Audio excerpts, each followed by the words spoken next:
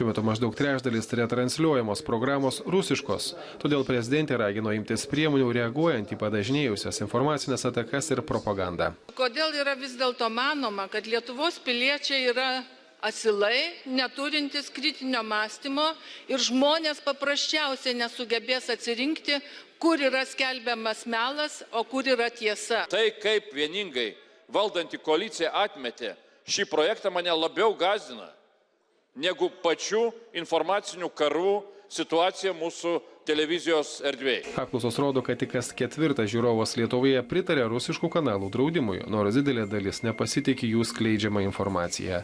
Pagal Spinter tyrimo apklausą tik 6% pasitikė Rusijos televizijos žiniomis.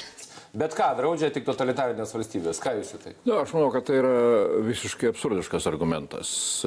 Bet kuri valstybė, ir ypač demokratinė valstybė, turi turėti pajėgumų gintis. Totalitarinės valstybės, kaip matome iš dabartinės situacijos, to, kas klostosi, sakysime, toj pačioje kaiminėje Ukrainoje, jos pradeda hibridinius karus, kur informaciniai karai yra sudėtinė bendro karo dalis.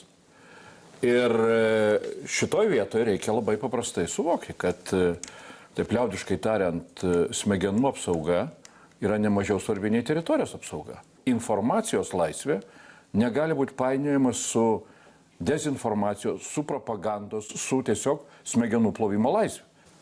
Man atrodo, kad čia iš tikrųjų aiškinimo, manau, reikia visai visuomeniai. Pirmiausia, pradėkime nuo to, kad greičiausiai visa visuomenė galbūt dar nesuvokia, kokiomis sąlygomis mes gyvename. Kaip ponas Kubilius labai teisingai įvardino, tai yra jau informacinio karo situacija, kurioje mes gyvename. Ir atitinkamai tokioje situacijoje mes turim imtis adekvačių priemonių.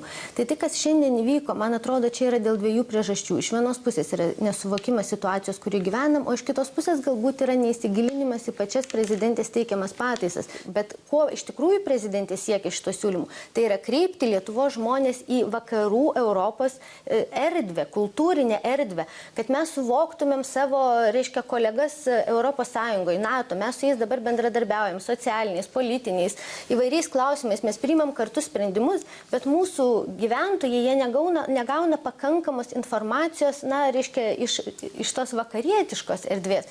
Tai prezidentės siūlymas buvo sudaryti sąlygas gyventojams Lietuvos gauti tiesiog išsame ir tikslią informaciją.